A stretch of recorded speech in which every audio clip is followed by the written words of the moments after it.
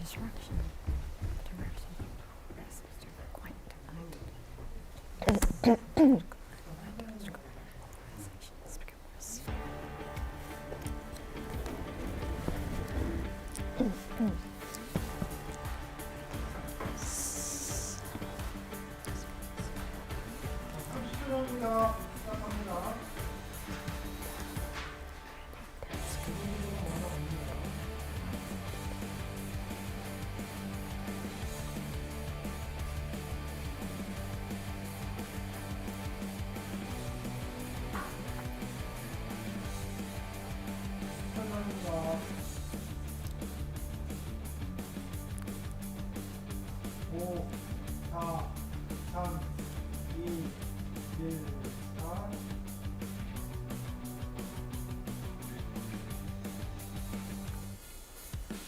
South Korea, along with the rest of the world, is grappling with intense conflicts, from political polarization to gender issues. In fact, some argue that gender conflict has become a key battleground in a new ideological war of the 21st century. Why are polarization and gender divisions deepening? And which generations are at the center of this divide? To explore these questions, we are joined by Professor Kim Jo-eun from the KDI School of Public Policy and Management. Welcome to the program. Thank you for having me.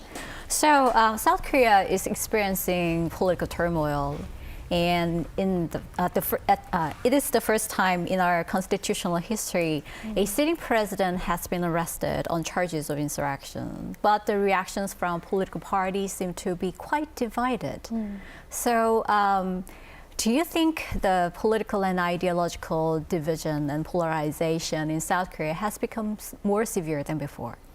So at a first glance, it looks like South Korea is having one of the deepest political polarization ever in history, especially after Yoon's arrest and then political violence that followed, right? But the answer is yes and no. So it is polarizing in terms of affective dimension, but it is not polarizing in terms of ideological dimension. So when we look at some statistics, there's still a large proportion of Korean public who is holding moderate views on multiple policy matters, such as whether we should expand on healthcare service or unemployment benefits, or whether workplace have to provide more support for work-family conflict. And when it comes to all these policy substantive matters, people are not divided. So ideologically, people are not divided. But we call it, nowadays, South Korea is experiencing the rise of affective polarization. So affective polarization is not really about substantive differences, but it's about just dislike and hatred against the other group. So a lot of the Korean public are now expressing strong hostility towards people from different political groups. And then this is quite concerning because people start hating each other even if they share similar views on multiple political issues. So the key example is that if you ask people around, nowadays a lot of people hate certain political figures and identities just because of their character, not necessarily because of their political agenda. So this kind of affective polarization is concerning more than ideological polarization because it's difficult to manage more than political disagreements. Right. Let's talk about the recent events. Following President Yoon's arrest, some of his supporters ran out to the street and stormed the Seoul District Court, causing some disturbance before being dispersed by the police this time, right? So, what are the underlying causes of this violent, very extreme, protest that we see today? So it is a clear evidence that is the storming the courthouse, what happened at the courthouse in recent days, is the evidence that the political polarization is about emotional one rather than ideologically driven one. So what we saw at the courthouse isn't about people trying to protest, trying to impose their ideological positions. It's more like emotional expression and then committed loyalty to certain political candidates. So, and another potential factor that amplify this violence or support this violence is the role of social media. And nowadays, social media creates echo chamber effects. It's an effect where environments and spaces where extreme views are reinforcing existing beliefs and bias.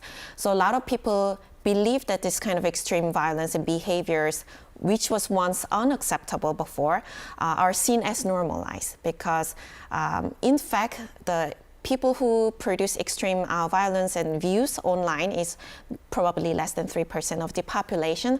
However, these views are considered to be representative of the entire, the general population. So these people consume these extreme views and then they feel like this kind of violence are acceptable. So it's a combination of social media echo chamber as well as this affective polarization that is encouraging some of these people to engage in irrational behaviors, such as storming a courthouse. But still, political and ideological division or polarization seems to be evident in the case of recent political events, such as during the recent presidential election, we could see some, gender divide between men and women, especially among the young generation, supporting, progressive or conservative ideas. And also during the recent protest related to impeachment, we could see young female generation came out to the street supporting very actively in this the protest events. So how do you see the connection between political polarization and the gender issue here? So it is interesting to see that there is a clear gender divide among the younger generations. As you mentioned, for Yoon's protest for Yoon's arrest, there has been a predominantly young women in their 20s were participating, while young men in their 20s were quite absent. And this kind of gender divide has been observed not just in Korea and elsewhere. So the connection between the gender divide and then political polarization is connected, but I don't think that gender conflict is the only reason that is creating this political polarization. It's just one of the kind of evidence that people are becoming more and more emotionally divided. And when it comes to this gender divide among the younger generation, there are many reasons that is creating this stark gender conflict. One is that South Korea have experienced one of the fastest, we call it a gender revolution, compressed gender revolution. Unlike other countries where there has been a long history of a feminist movement and then people have become more gradually accepting of egalitarian new gender principles, but South Korea have relatively short history. We used to be a very patriarchal society, and then within generation we have changed a lot when it comes to women's labor force, participation and education. So this kind of changing gender hierarchy is creating a lot of frustration among young men, and that's considered to be one of the reasons that creates such a stark gender divide. Yeah, because of that, some argue that young male the voters are becoming more conservative, right, while female voters are becoming more progressive. Do you agree on this? So I wouldn't necessarily evaluate this phenomenon as young men becoming conservative because it's more complex than that. So if you look at social statistics, a lot of young men and women converge in their attitudes in multiple issues. So as I mentioned, work-family conflict policies, and then also unemployment benefits. And then if you look at young men compared to the older generation, they are actually more progressive in multiple issues. But where they diverge is how they receive or perceive this changing gender dynamics. So men feel like this kind of feminist policy and the feminist movement is discriminating them and then oppressing men as a gender, and woman is gaining more and more power, and it's creating a reverse gender discrimination. So, but woman doesn't perceive changing gender dynamics that way. So the gender divide occurs not on every issues. So only when it comes to feminism and the progressive social movement. So it will be difficult to diagnose that men are becoming conservative and women are becoming progressive. Yeah, like you said before, Well, the gender divide, that phenomenon is not exclusive to South Korea, because New York Times last year reported that there is a gender divide in political opinion, saying that young people, especially men under 30, are more drawn to conservative ideas and support Trump. So what are the key reasons behind this? Yes, as you mentioned, it's interesting to see that this kind of gender divide and then young men's support for Donald Trump or, for example, the candidates and party who support the far-right ideology is happening not just in Korea and elsewhere. And one of the reasons, the easy answer is economic struggles, right? A lot of young people find it difficult to establish career. Even if they have a high education, it's difficult to purchase houses, and all these economic struggles is kind of pushing them to support the far-right ideology. However, that's not the entire story, because if you look at those who support far-right ideology, it's not just general young white men. Men who are doing financially okay are also supportive of Donald Trump. So it's not really about economic hardship. Another answer is that it's often status threat or fear of losing one's ground. So in most societies, as a man, you're born as a man, and then you're entitled to have stable employment and then also access heterosexual relationship with women. But this kind of male entitlement is increasingly difficult to attain for most of the younger generation, which wasn't the case for older generations. So a lot of men feel fear that they're actually doing worse than their parents.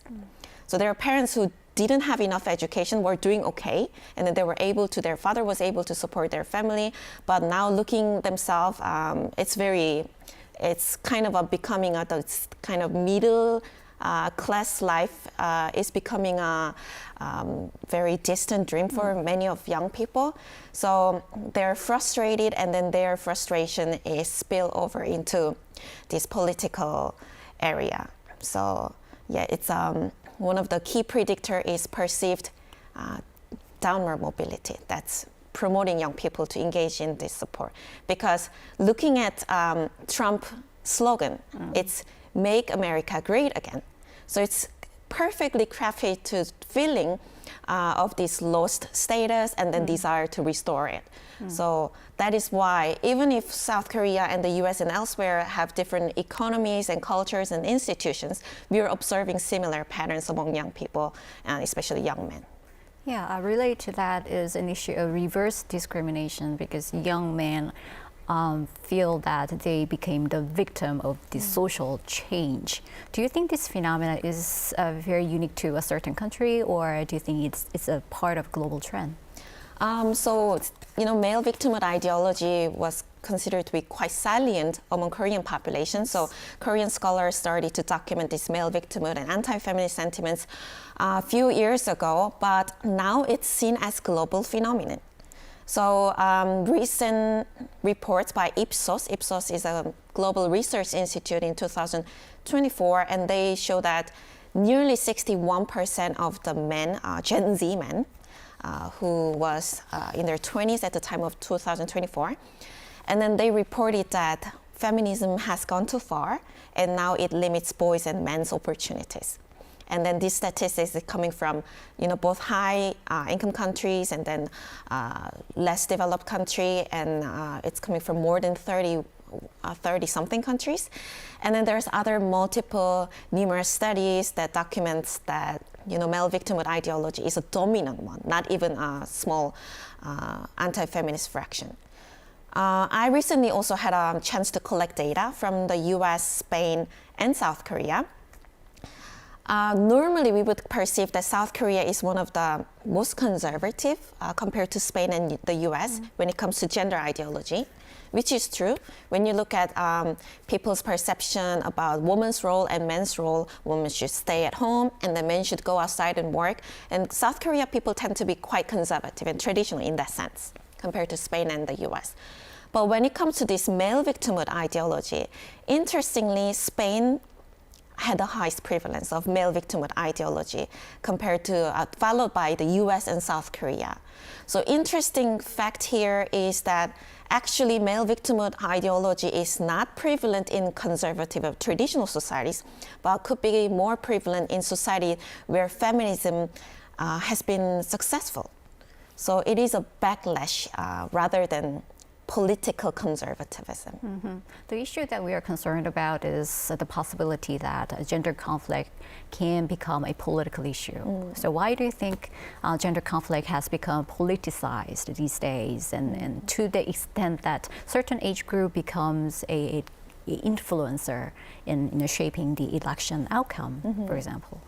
So gender conflict is happening everywhere, but the connection between gender conflict and then the politicization of gender-based conflict is not happening everywhere. It's particularly salient in South Korea. And then also it happened in Spain as well. So the US, a lot of, like you mentioned, New York Times and the reporters are mentioning about this gender-based conflict, but that's not really at the center of public debate. So in the context of South Korea, why it became so politicized is because compared to other country, there's no competing issues in South Korea politically. If you look at the US or Western country, there's an issue regarding especially immigration and then multiculturalism and ethnic diversity. But in Korea, even though we are becoming more ethnically diverse, arguably this kind of multiculturalism remain relatively absent, silent. So that's why gender becomes a quite strong political driving force for this political polarization. And then, of course, some of the political leadership have recognized that this can be a good source of electoral gain. And it is true that there are many cases where politicians have exploited this social division in South Korea for their electoral gain, and which was also successful. But interesting. If gender conflict becomes very, very intense, then we can see that possibly some challenges to our society. So can you give us some examples of advanced countries that could mitigate or navigate those challenges? So there are a lot of issues regarding this gender-based conflict. And interestingly, in the context of South Korea, if this gender-based conflict intensify, the potential consequences is low fertility. You know, South Korea is currently experiencing one of the lowest fertility in history and then around the world. And there's a research that gender conflict have depressed marriage rates, because men and women somehow develop distrust each other, and then they don't want to engage in union formation, and then they want to avoid fertility. So it has important consequences more than we think. And then you asked me about other countries, right? And then the thing is, gender-based conflict, South Korea is currently at the leading edge, and then the other countries are looking at South Korea to see how we are handling this issue.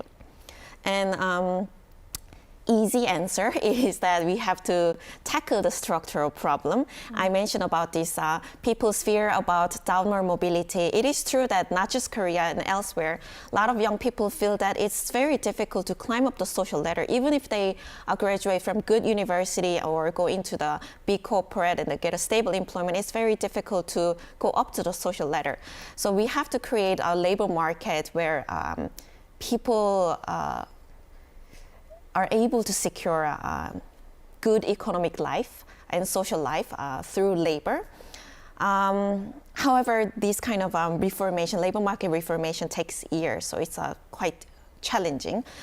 Actually, what I want to emphasize, how can we overcome this issue, is one thing is we have to intervene in social media environment.